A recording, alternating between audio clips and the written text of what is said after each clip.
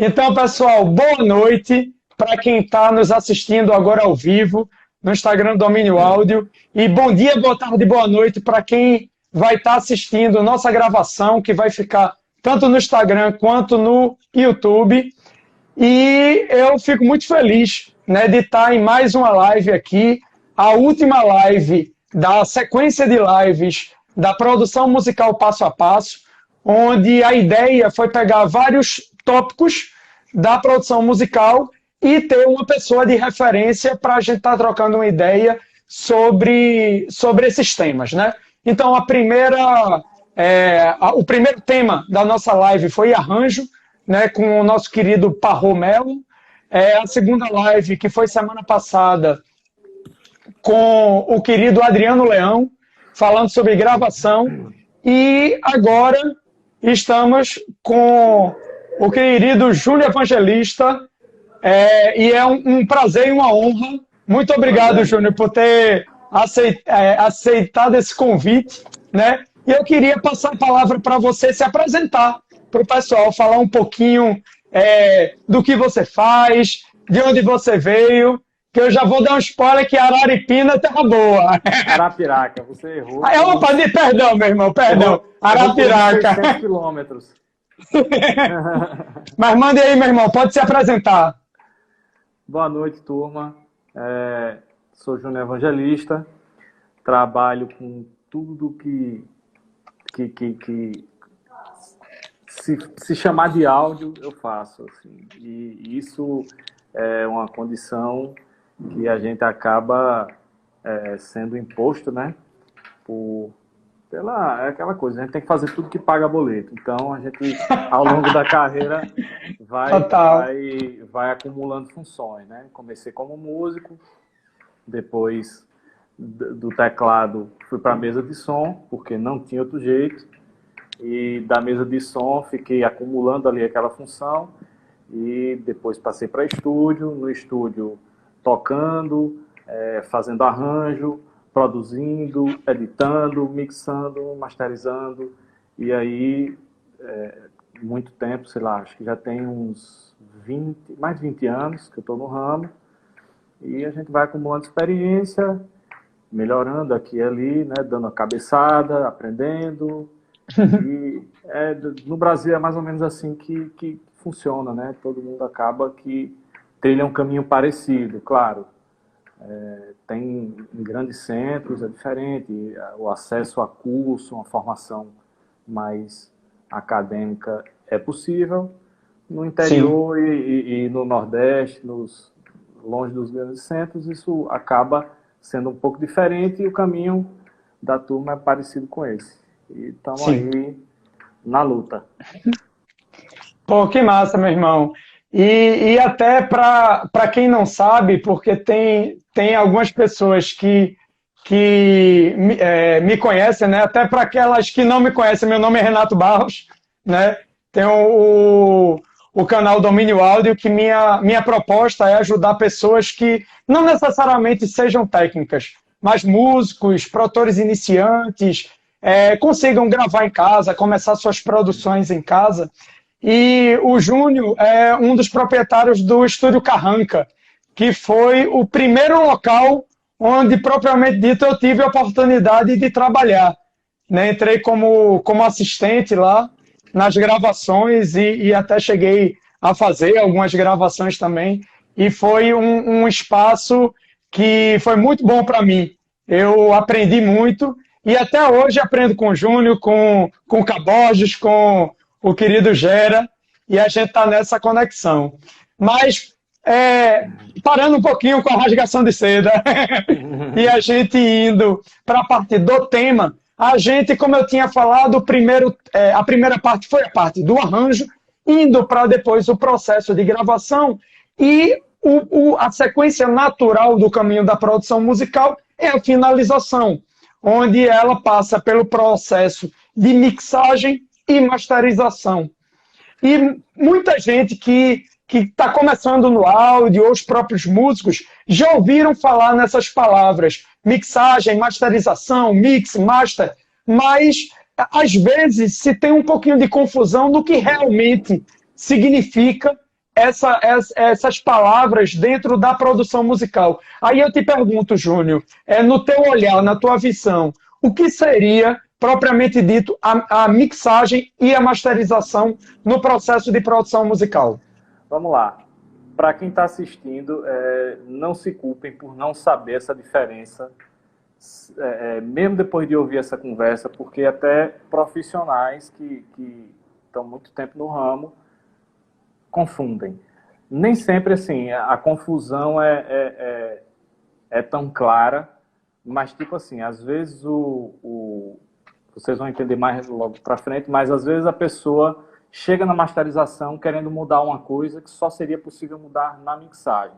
Então, assim, essa confusão é uma confusão tranquila. Vocês têm direito de assumi-la, certo?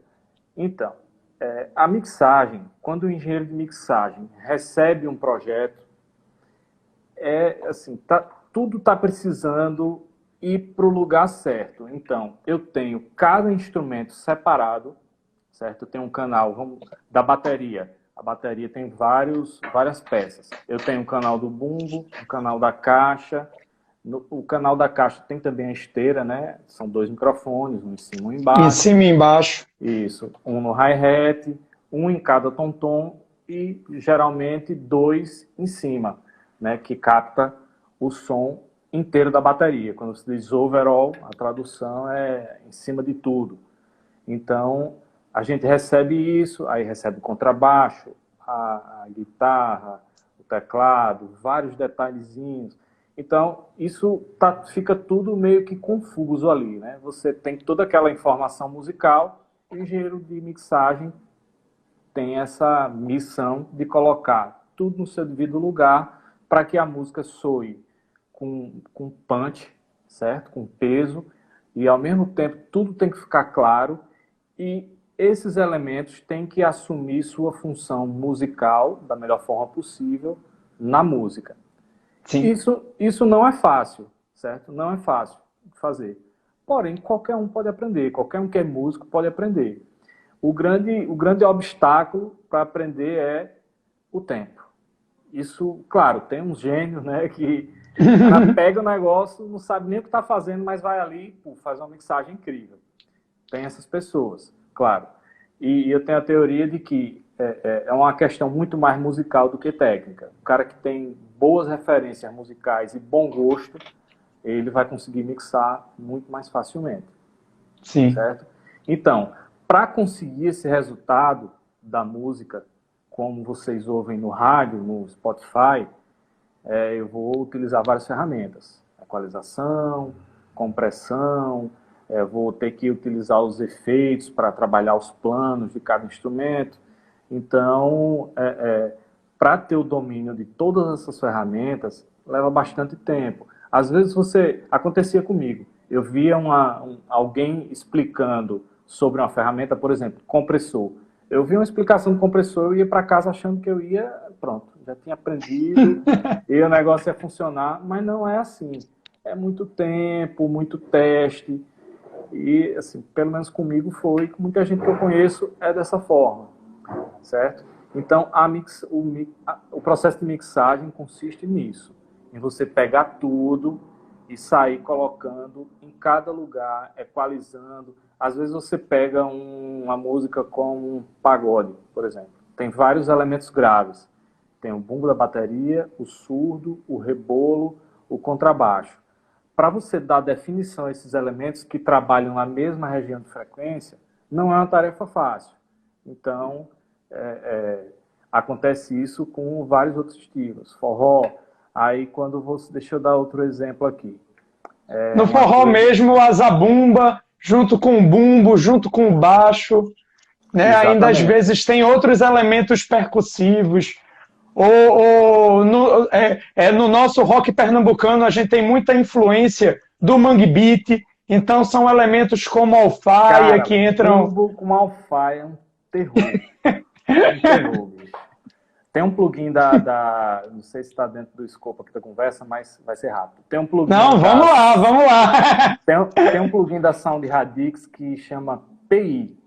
esse plugin você abre, se você tiver um grupo de alfaias e uma bateria tocando, você abre eles, cara, ele deixa todo mundo em fase. É mágico o negócio, certo? É um pouco caro, mas dependendo do trabalho que você Mas for vale a fazer, pena. vale a pena. Vale a pena porque vai lhe poupar horas de trabalho. Então, assim, e tem várias outras coisas difíceis na mixagem que a gente encontra e que tem que resolver. Que, por exemplo, uma é mixar para a faixa soar alto. Eu acho que isso é mais uma função da mixagem do que da masterização. Né? A turma, às vezes, vai masterizar num cara gringo porque o cara masterizou banda de rock fulana de tal, que soa muito alto, mas eu acho que isso é mais uma função da mixagem do que da masterização. Certo? Eu não sei se eu fui claro, mas talvez eu consiga até ser mais claro, mas vamos vendo aí o tempo que a Não, gente tem, vamos gerenciando mas isso. está legal. Você, Júnior, falou muito sobre o processo da Mix, né? Até antes de passar para o próximo tópico, você, quando falou de compressor, é uma coisa realmente interessante, porque eu no início eu estava muito preocupado com threshold, com decorar os parâmetros, o que cada coisa faz, mas eu mal conseguia escutar quando um compressor estava atuando ou não.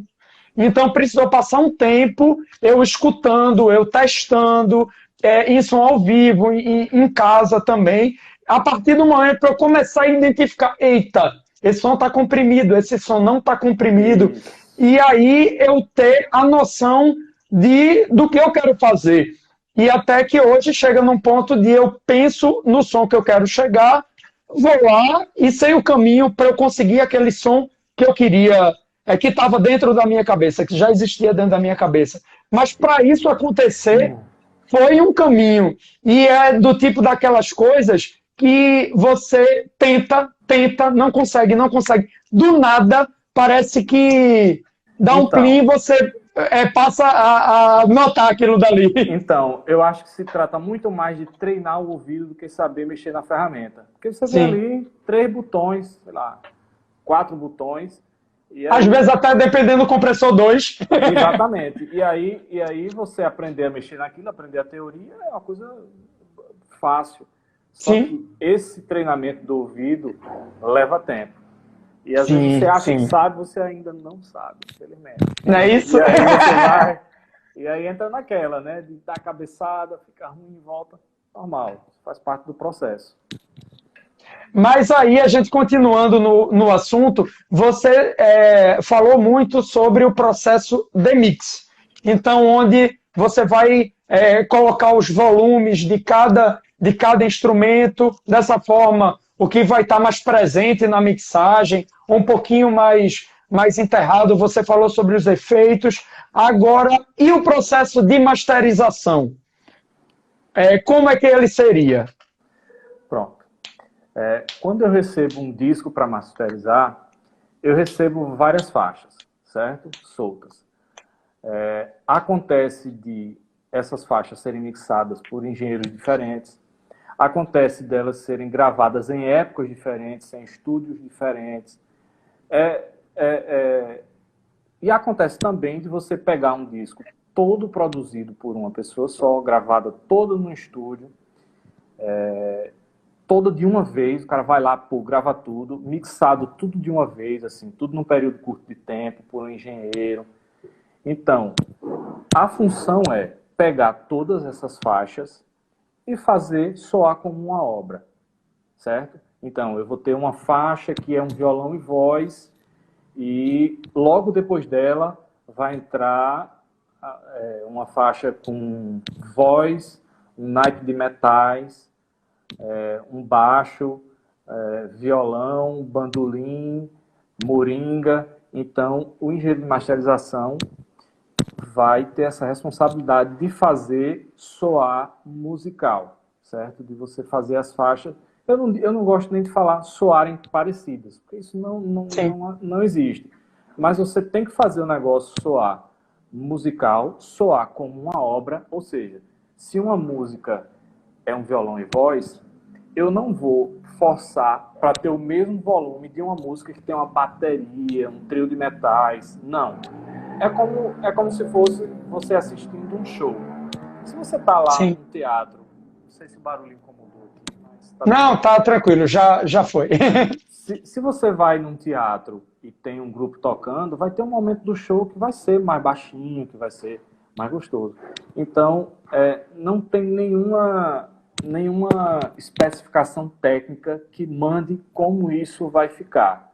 Que nível de volume. Isso é uma coisa do engenheiro de mixagem, do conceito, desculpa, de masterização. Sim. Do conceito que ele vai ter sobre o trabalho, do olhar conceitual que ele vai ter sobre o trabalho. E aí entra a mesma coisa, né? A experiência, as ferramentas que ele tem, o gosto musical, a conversa que ele teve com o cliente. As ferramentas que a gente usa para fazer uma masterização são parecidas. Porém, a faixa está mixada. Eu não tenho mais acesso ao canal do bumbo separado, não tenho mais acesso ao canal do baixo, não tenho mais acesso ao canal da voz. É uma faixa só, completa. E aí, com as minhas ferramentas, eu vou fazer tudo o que eu puder para esse trabalho, para essas faixas soarem parecidas. Nem sempre é possível, pelos motivos que eu comecei falando aqui, que você pega gravações completamente diferentes, às vezes. E aí a gente faz o que pode. É muito bom quando a gente pega um trabalho bem mixado para ser um álbum, sabe? E assim, facilita o nosso trabalho. E o resultado, aí a gente pode ir muito além, né? Pode ter um trabalho realmente excelente. Quando você pega, por exemplo, uma coletânea para fazer, é um trabalho muito, muito difícil, que você já entra meio que sabendo que não vai ser uma coisa muito satisfatória, no final, né? Você Sim. Tem um limite, né? Até onde é Exatamente. possível tecnicamente chegar. Exatamente. Às vezes, para o ouvinte, não vai ter uma diferença, assim. O cara vai ouvir, vai entrar lá no rádio dele. E, assim, tem isso também, né? A gente tem que considerar que o importante é a música, sempre, né?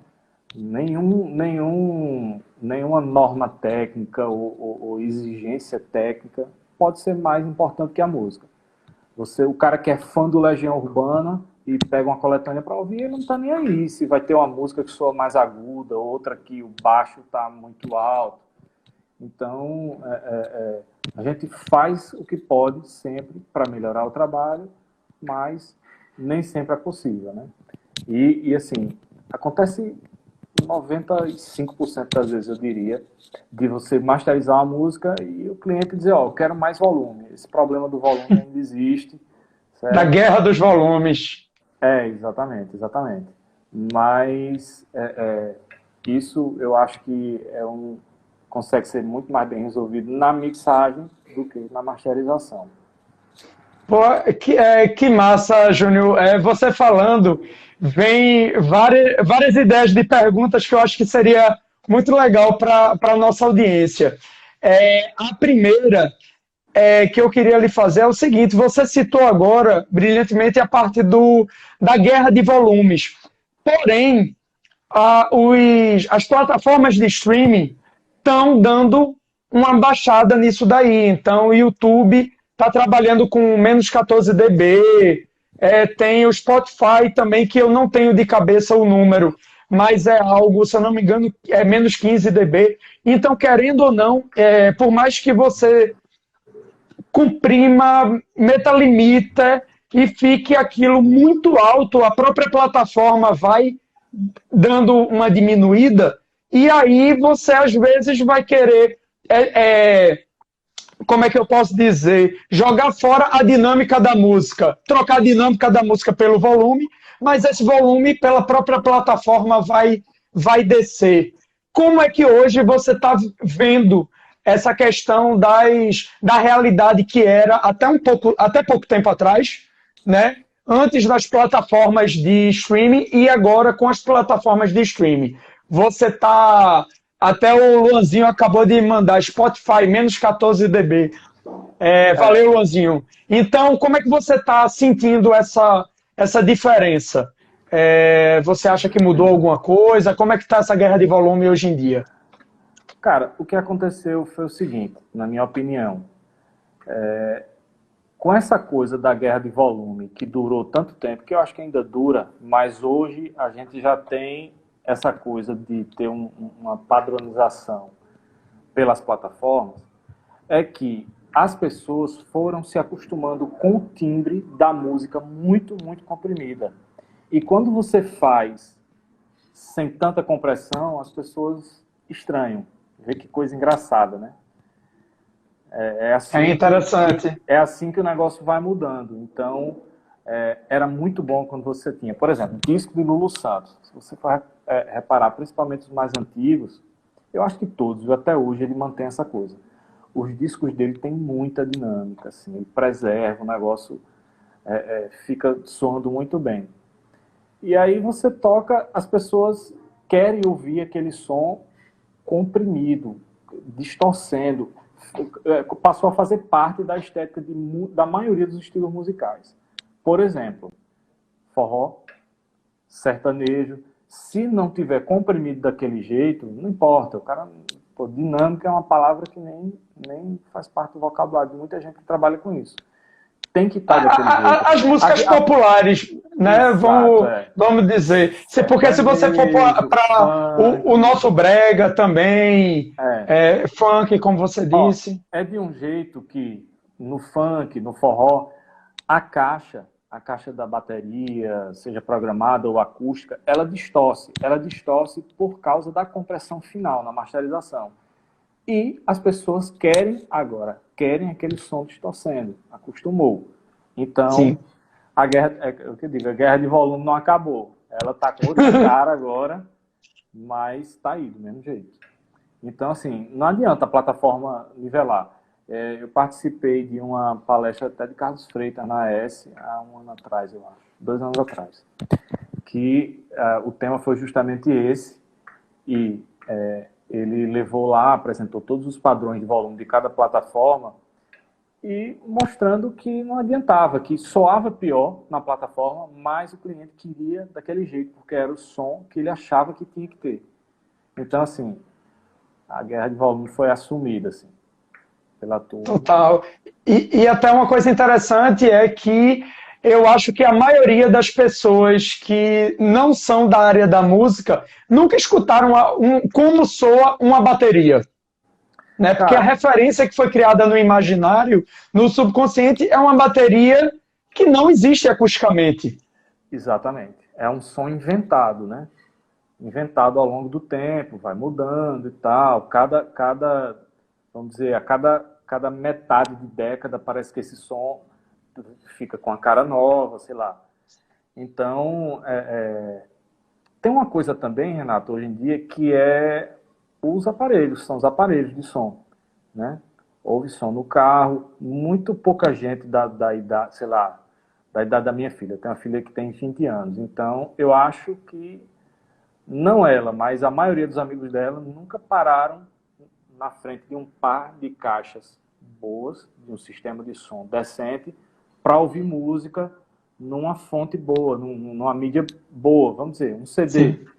A maioria das pessoas nunca parou para pegar um CD original, né, com som confiável, um negócio que não tenha sido copiado, dar um play num par de caixa, ficar ali com atenção ouvindo aquele som. Então, sei lá, eu acho que dessa geração, 90% das pessoas não pararam para ouvir isso. Coisa que a gente tinha em casa, né? Eu tinha em casa. Sim. Um som bom, um som para tocar um vinil e ouvir música. Então, aí é que entra essa questão. Como é que essa turma vai julgar o que é uma música com dinâmica? Tu ouve no Spotify um negócio que já foi masterizado, convertido, amassado, mudou o volume, então... E muitas vezes está escutando em um local que ele não foi criado para isso, que é o celular. Hoje em dia, a maioria das pessoas assistem vídeos no celular, escutam música no celular, e quando vão escutar música com fone de ouvido, na maioria das vezes são fones de ouvido que não foram criados para escutar música. É um fone de ouvido que foi criado para conversação. É aquele o fone de ouvido mais baratinho que a fabricante pode colocar na caixa, e agora até nem isso tem. Que estão lançando os telefones sem carregador e sem fone de ouvido. E às vezes está na academia, ambiente ruidoso e tal. Então, assim, a prática de parar para ouvir música está acabando, né? A turma não tem nem tempo mais, a maioria das pessoas não tem nem tempo para fazer isso, né? Dizer, parar, pô, eu vou parar e vou ouvir esse álbum. Rapaz, isso é muito difícil. Tipo, eu estava com uma pessoa hoje que estava trabalhando e ele tem um par de caixinha que fica atrás do monitor e ele fica ouvindo ali baixinho a música rolando, às vezes ele não sabe nem o que está tocando. Pô, não adianta, tipo, eu uso o Tidal, eu não uso o Spotify. O Tidal é uma plataforma que transmite com uma qualidade muito boa, quase sem compressão. Então, tipo, para o cara não adiantava ter o Tidal ou o Spotify numa resolução ruim, porque o sistema dele não vai entregar, né? Ele não vai saber a diferença. Total. Júnior, aqui tem o Everton mandando um olá, grande Júnior. Opa. Jefferson, grande aula, mestre. Pô, que bom que a galera tá Eu não tô vendo os comentários aqui. Aqui. Mas vamos lá, vai me dizendo aí. Os bugs do milênio. Mas, meu querido, até pessoal que está nos acompanhando, quem quiser mandar pergunta para o Júnior, para mim, a gente vai botando essas perguntas na roda e vamos trocando essa ideia. Meu querido Júnior, me tira uma dúvida. A gente falou sobre mixagem, sobre masterização. Agora, qual é o impacto de você ter uma boa mixagem, uma boa masterização no produto final? Que às vezes se pensa, faça você mesmo, vamos gravar em casa, mixar em casa, porém às vezes não se tem o conhecimento necessário para tirar um som bom, independente do local. E devido a isso, na tua opinião, qual seria a importância, a diferença de uma boa mixagem, uma boa mix, para um resultado final massa e um resultado final que deixa a desejar? Cara, vamos lá. Se você vai fazer uma música, como é que você vai fazer uma música? Sei lá, como é que você vai fazer o produto? Sei lá, você tem uma composição e diz, pô, essa composição aqui vai virar um produto final, certo? Você tem que fazer, bom, primeiro que tem que existir uma composição organizada, né? Tem que ter um A, quer dizer, não vou dizer tem que ter, mas normalmente você tem um A, um B, um refrão, tudo, né, bem definido ali. Depois disso você tem que ter um arranjo, certo? Se esse arranjo for bem feito, você vai ter um direcionamento muito bom para o produto final, certo? O arranjo é uma coisa muitíssimo importante. Tão importante ou até mais importante que a mixagem, do que a gravação, que o estúdio que vai ser gravado, do que a masterização, tudo. Então, assim, o arranjo é uma parte muito, muito importante da música, certo? Então, e até nessa parte do arranjo, a gente, na primeira live, tocou muito nesse assunto, sabe, do arranjo, até da mixagem começar no arranjo propriamente dito, e até quem não teve a oportunidade de assistir, é só ir tanto no feed do Instagram do Domínio Áudio ou ir no canal do Domínio Áudio no YouTube, que está lá essa trocada de ideia com o Parro sobre arranjo, é bem legal. Mas pode continuar, meu querido Júnior. Bacana. Então, se você tem um arranjo bem feito, você está bem direcionado. A partir daí você vai gravar, certo? Então, se você grava o negócio direito, pô, melhor ainda. E aí, depois de sair da gravação, você vai para um engenheiro de mixagem que pega esse material. Uma mixagem, ela tem o poder de tocar quem está ouvindo, certo? Se você tem uma mixagem bem feita, você vai ter, você vai conseguir traduzir muito melhor o sentimento da música pro ouvinte, certo? Aquele refrão que você dá um toquinho a mais no reverb para a música crescer, aquele final de música que você dá aquela segurada nas coisas para ter uma curva emocional melhor. Assim, se eu estou falando para profissionais, é muito mais fácil para mim, sinceramente falando. Mas para a turma que está começando, seria muito bom ter exemplos. Mas vamos supor, se você ouve uma música do Djavan, você bota um fone, ouve aquela música, aquela coisa que, né, que, sei lá, Djavan, ou quem gosta de AC/DC, aí cada um vai com sua música. Aí, beleza, você vai ouvir aquela música linda, aquela coisa, pô, bem produzida, né? Realmente você esquece do mundo e entra naquela música ali. Agora imagine essa música num barzinho. O cara com o violão desafinado, um som distorcendo. Então, assim, é uma comparação, talvez assim, demais, assim, a diferença seja muito grande, mas eu acho que ilustra bem. Quando você tem só uma gravação que você ouve, e quando você ouve uma mixagem, é tipo assim, você saiu da garagem e foi pro palco do Teatro Santa Isabel com um som lindo, sabe? É aquela coisa, Sim. você consegue tocar a pessoa muito mais, a música consegue tocar o ouvinte muito mais quando ela tem uma mixagem bem feita.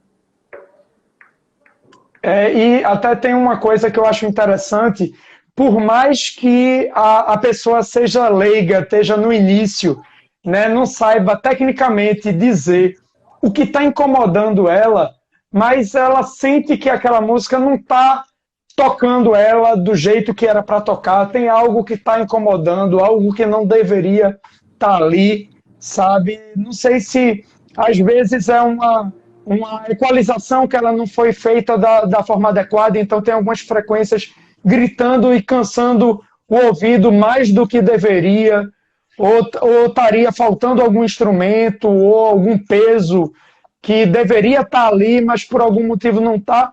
Então eu acho que a experiência ela é colocada em xeque de uma forma muito, muito grande, e até quem é do ramo, quem é técnico de gravação, de mixagem, de master, vai escutar aquilo e dizer categoricamente o que está acontecendo, o motivo daquilo. E outra pessoa pode chegar e dizer, não gostei, não está legal, mas uma música bem mixada, bem trabalhada é outra emoção. Com certeza. Eu acho que uma das habilidades que o engenheiro de mixagem tem que ter é justamente interpretar essas coisas que o cliente quer passar, mas não sabe. Porque ele nem tem a obrigação de saber, na verdade. Né? Se ele acompanha o domínio áudio, até tem um pouco. Mas ele não tem a obrigação de dizer, eu preciso que tenha mais compressão no canal da guitarra, do trecho tal. Ele não tem como, não tem nem como dizer isso, né? Tem nem ferramenta para dizer isso. Então, o engenheiro de mixagem, o bom engenheiro de mixagem, sabe ouvir isso e interpretar e fazer o negócio acontecer. O Tostão Queiroga mandou aqui, Opa! Salve Júnior, sou fã demais, salve Renato. Que massa, valeu pela participação, meu irmão. Que bom que a galera tá curtindo o papo. Meu querido, já fazendo esse link que você acabou de falar sobre o conhecimento, o estudo, na tua opinião, qual seria um bom caminho para quem está querendo... Opa, Júnior, tá aí? Opa, beleza. Na tua opinião... Botar o carregador.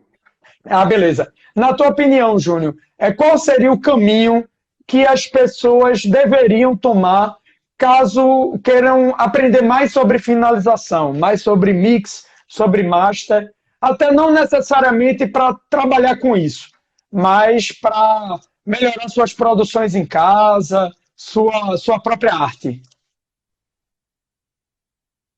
Opa, Júnior. Eu acho que o Júnior caiu, será? Opa, voltou?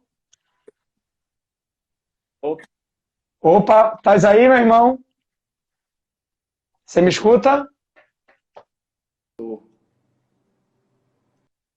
Eu acho que foi a internet que deu uma... Mas eu acho que foi a internet. Mas, Júnior, voltando à pergunta, qual seria, na tua opinião, o caminho que quem quer aprender sobre finalização, sobre mix, sobre master, qual o caminho que essa pessoa deveria tomar, não necessariamente para se tornar um profissional da técnica, mas para melhorar suas produções em casa e começar nesse caminho da mixagem e da masterização?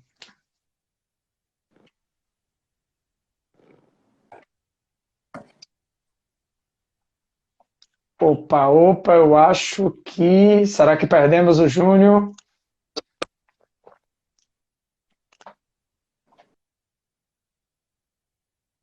Pronto. Opa, Júnior, voltou? Acho que agora sim, hein? É, eu... Tua imagem está congelada, mas tô te ouvindo. Opa, voltou aqui? Ó, você escutou a minha pergunta? Escutei do caminho que as pessoas que estão começando Isso. trilhar para... Qual seria, na tua opinião, esse caminho? Okay. Bom, uma coisa que todo mundo pode começar hoje é ter um fone minimamente, e, né, porque, sei lá, ter um par de monitor nem sempre é possível, ou não tem um local para colocar e tudo, mas ter um fone minimamente decente para parar e ouvir música, até fazer anotações e tal. Quem vai mixar precisa treinar o ouvido. Digo ouvido, mas na verdade, o cérebro, né? Precisa aprender a ouvir música. Então, assim, quem sabe ouvir música e quem tem o hábito de ouvir música vai sair na frente, certo? Hoje, com a internet, você tem inúmeros canais de YouTube que tem informação de graça disponível a qualquer hora. Então, informação tem demais. E se você é músico, né, também, porque eu acho que a maioria das pessoas que vai mexer com isso são músicos, né? Sim. Então, se você é músico, você tem que tocar, bicho. Tem que tocar e ouvir música e ir aprendendo aos poucos, testando.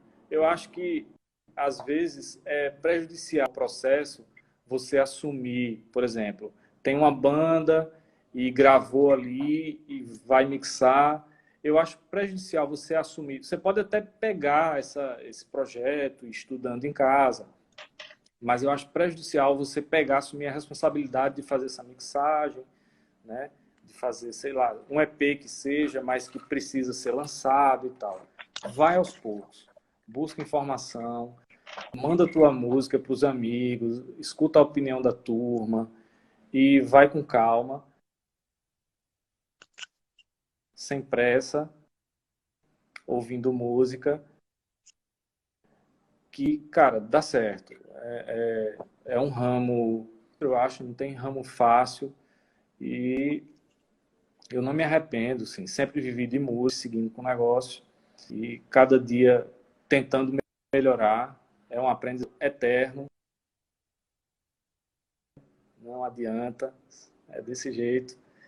E vai conseguir ser um profissional e chegar lá. Pô, que massa, Júnior. Ó, o Luan acabou de mandar uma dúvida aqui. Luan Albuquerque, tem uma dúvida. Opa, cadê aqui que saiu? Deixa eu ver. Tem uma dúvida. Segundo o que eu penso, não adianta ter monitores de referência em uma sala não tratada acusticamente. Sei que em termos de fones de ouvido, mais planos são fones abertos e semiabertos. Mas dá para ter um resultado Pro com fones fechados tipo Audio-Técnica M40X, algum plugin para simular sala, monitores e etc. E aí, qual é a tua opinião, Júnior? Cara, eu acho o seguinte, se a pessoa está nesse estágio de aprendizado, tudo é válido, certo? Se você está aprendendo, provavelmente você não vai conseguir um resultado profissional nem no monitor, nem numa mesa, nem nada. Você vai estar aprendendo E, claro, você pode conseguir bons resultados, sim, com certeza. Eu já mixei com fone da Audio-Técnica, o meu ATH-M50. E foi uma faixa profissional que foi lançada e tudo, negócio de um artista grande e tal. Era o que eu tinha, ele precisava rápido, me ligou. Eu estava viajando, fiz a mixagem e mandei. É claro que é possível, mas uma mixagem profissional, até você chegar nesse estágio, você demora um pouco. Se você não tem acesso a um pad monitor em uma sala tratada, então, assim, é muito pouco provável que você vá conseguir fazer uma mixagem profissional, porque até chegar nesse estágio você tem que passar por um monte de coisa. Mas é claro que você consegue um bom resultado com um par de fone, seja ele qual for. Até porque se é um fone que você está acostumado a ouvir música todo dia, você sabe como é que a música soa ali. Então dá para fazer. Eu comecei com com condição pior possível, era som residencial ligado ali num deck com 4 canais de fita e ia fazendo e deu certo. Assim. Não É, tem muito. Hoje em dia os equipamentos estão muito melhores, está muito mais fácil de você fazer, né, de você aprender, de você gravar uma demo e lançar e mostrar ali para os amigos. Você tem que fazer com o que tiver, de boa. Consegue bons resultados, sim. eu concordo plenamente, Júnior. Eu acho que feito é melhor que perfeito, né? Então é melhor Exatamente. fazer com a estrutura que se tem, porque nunca você vai ter a estrutura ideal dos sonhos, então sempre Eu vai não tenho até faltar hoje. alguma coisa. É, Não existe isso. Então, exemplo, eu tive a oportunidade de montar aqui meu home studiozinho e peguei essas caixas da Adam que são muito boas, mas eu queria umas caixas Neumann. Então, se eu chegasse e dissesse, não, eu não vou comprar as Adam agora não, porque eu quero uma Neumann, quando chegasse na oportunidade de eu ter a Neumann, eu já ia querer outra coisa e, e querendo ou não, você fica meio que às vezes se auto-boicotando e deixando de fazer coisas incríveis porque você tem um certo limite. Então, exemplo, eu quando comecei com a KG, daquele pequenininho, K414P, e fiz muita coisa legal, coisa que foi lançada, sabe? É, Aqui mesmo no home studio, eu estou ainda em processo de tratamento da sala, então ela ainda não está, mas já estou com o projeto de Luizinho Referência. certo. Então, ele chegou junto nessa parte do projeto. Então, até eu vou fazer uma websérie mostrando essa montagem, eu fazendo os painéis, fazendo os difusores, vai ficar bem legal. Mas imagina se eu chegasse, não, agora não, só depois, só quando tiver pronto, nunca ia estar, Não sabe? dá. Até aqui o quarto, na minha casa, ele é bem pequenininho, então não tem uma geometria ideal, mas, pô, se a gente ficar, não, só quando a gente tiver a perfeição, a gente vai morrer e não vai Exatamente. ter essa perfeição. Meu querido, me tira uma dúvida. A gente já daqui a pouquinho, mesmo com essa pequena interrupção, a gente já está chegando perto de 1 hora de material. E aí eu até na edição eu vou juntar esses dois lados para postar um vídeo só, tanto no Instagram quanto no YouTube. Mas eu queria infelizmente, esse áudio geral tem que ter menos de 1 hora para eu poder postar no IGTV. E aí, eu gostaria de te perguntar qual é a mensagem que você gostaria de deixar para essa galera toda que está nos assistindo e também a galera que vai se somar assistindo a gravação, tanto no Instagram quanto no YouTube. Qual seria a tua mensagem para a galera? Olha, eu diria que, bom, eu vou meio que usar a minha trajetória, o que eu percebi na minha trajetória, para dar um conselho. Eu sempre fui muito de duvidar, duvidar. Quando eu estava começando, todo mundo queria ter um pré muito bom, sei lá, um pré-Avalon, e achava que se Sim. tivesse aquilo, estava resolvido. Você ia gravar tudo passando por aquele negócio, o som ia ficar profissional. E assim, com pouco tempo de estrada, eu tive acesso a tudo isso. Eu fui para o Carranca e lá é um paraíso de equipamentos, né? Sim. Muita coisa, assim. E aí eu vi que não era isso não, velho. Não adianta. Se o cara disser, pô, se você comprar aquele pacote de plugin, você vai conseguir o som que você quer. Não, não é assim. Tem muita gente que faz um trabalho incrível com qualquer coisa. Tem um cara assim, esse cara eu gosto de citar como exemplo, que é André Magalhães, é um cara de São Paulo, que mixava Barbatux e tal. É um cara super experiente. Eu digo que esse cara tira som até com um Zoom e um SM57. Qualquer coisa que você colocar na mão dele, ele vai fazer um trabalho excelente. Então, acreditem nos seus ouvidos, invistam nisso, em treinar, se treinar para ouvir música do jeito certo, música de qualidade. Acreditem nos profissionais. Não adianta você ficar achando que... Não adianta você achar que do dia para a noite você vai conseguir tirar um som maravilhoso, que isso não vai acontecer. É antinatural, né? É antinatural. Em qualquer profissão. Sim. Um pintor de parede, ele leva tempo para aprender a fazer aquilo direito. Então, com áudio é assim também, né? Em tudo. Na natureza funciona desse jeito. Total. Então, assim, isso serve também para não desistir, não desista não. É normal. Você vai fazer um negócio, vai ter hora que vai ficar uma porcaria, que ninguém vai querer ouvir. Experiência própria. Já aconteceu. Acontece até com profissionais. Acontece até com profissionais. Acontece de, sei lá, eu pegar um disco que foi para um cara e não ficou bom, a turma não gostou e realmente não estava bom, e eu vou remixar. E isso pode acontecer comigo depois também. Eu posso não estar num dia bom, posso ter entendido a referência errado, não consegui dar jeito no arranjo, tinha um problema, ou não tinha nada disso, simplesmente eu não fiz um trabalho bom e acontece.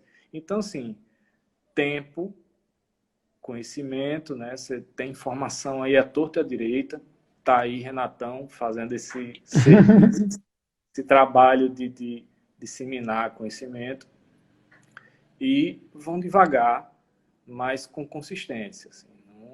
Não desistam, não. Se você quer, não desista, não, que vai dar certo. Eu digo porque eu passei muito, muito, muito tempo. Primeiro disco que eu mixei demorou 1 ano. Disco da minha banda. Nossa! Até hoje eu ouço ele e fico feliz, porque eu lembro de como foi. Que massa, que massa. Ouço o resultado e digo, ó, se eu tivesse desistido, eu não tinha feito. Tá aí o disco, até Total. hoje. Né? Total.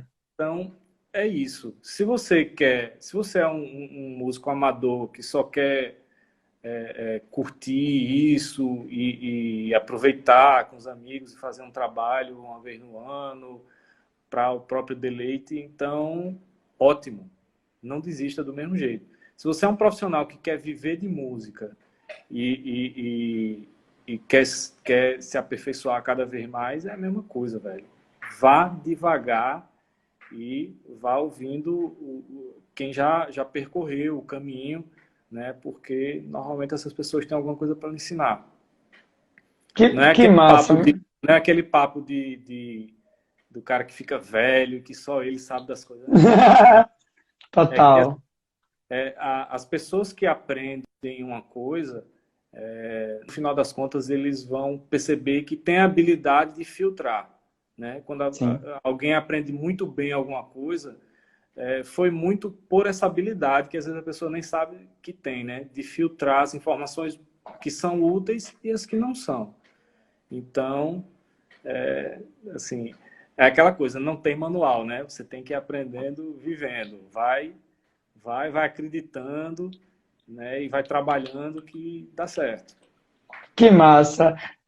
Aqui o Gilberto mandou um sou fã do Júnior, Carlos Filho, perfeito, Júnior, sobre tua tuas colocações. E aqui, Rafa Bandolim, Renatinho é uma garantia. Oh, muito obrigado, meu querido. Que pena, bicho. Para mim só tá aparecendo aqui 2 pessoas assistindo e pronto. Ah, nada. Mas tem uma galera aqui. Eu acho que, porque como eu abri, aí algumas informações eu recebo aí que você infelizmente não recebe aí.